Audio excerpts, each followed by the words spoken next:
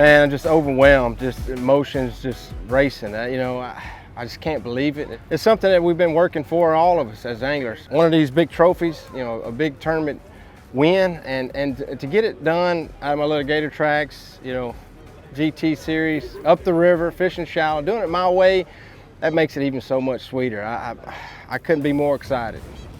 I cannot believe this. I won! I won, everybody! I won! Yes!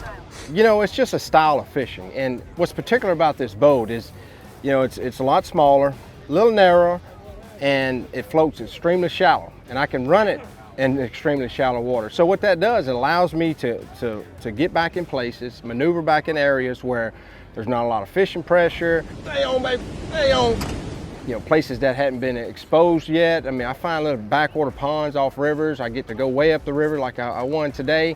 So it creates a lot of opportunity for me in different areas, not necessarily just fishing the main norm in the main lake. Now, there's places we go that I have to fish the main lake. They don't have stuff like that. But it opens up another opportunity when that presents itself. So, and I take the chance. I run slow. I'm limited on distance. There's pros and cons to it, and you got to understand that going into it. And I took that chance this year.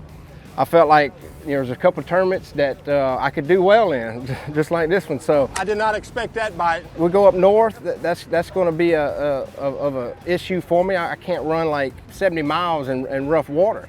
So I'm limited on where I can fish in certain places, but I'm willing to take that chance. Look how pretty that fish is. I was low in practice, and my thinking is, all right, so I know Cherokee, at least I had some good history on Cherokee, and you can't get to Cherokee unless you get through Douglas. So I devoted all my time to Douglas, because I'm like, hey, I'm just gonna figure it out over here, and then I'll just go with it on Cherokee, because hey, you make the knockout round, you're getting good points, you make the cut, I mean, life is good.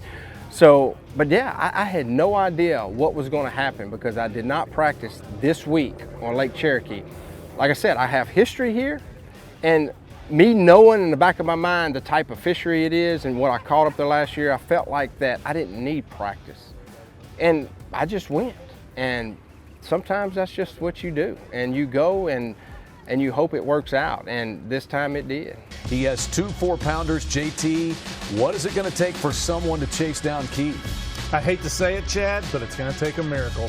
Not having the fishing pressure, number one, is always an advantage. You're getting back to a place up a river somewhere that's not getting a lot of boat traffic. So the fish hadn't been really messed with a whole lot. Be a biggin'. And just history, knowing that they live up there, and I just went with it and took a chance. I didn't have a clue. I didn't even start up there yesterday. I started down the lake. I kind of worked my way up there.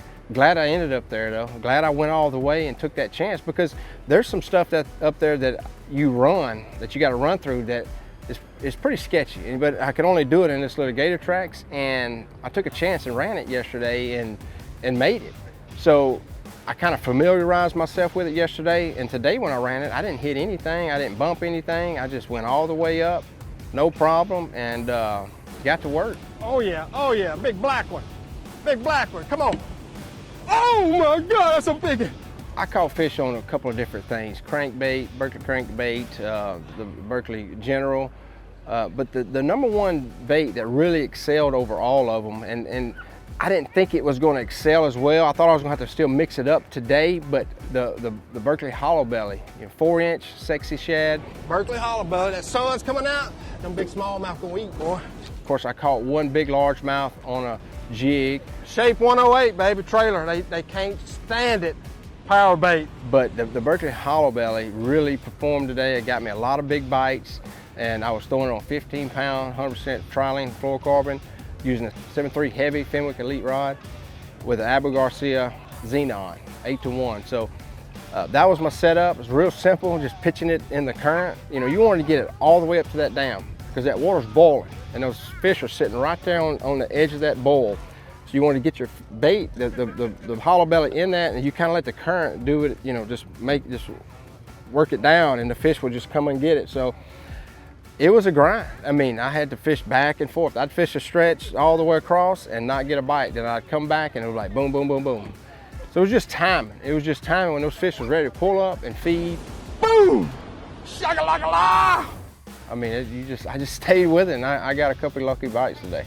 We have heard him say many times, let it be my day. And today is Keith Poche Day. He's going to be a Cherokee champion. You know, I just appreciate everybody watching, tuning in, and you know, following the journey of this week with me. Oh my gosh, I just won stage 2. I can't believe this, man. I know it may not mean something to some others, but it means a lot to me, I tell you that.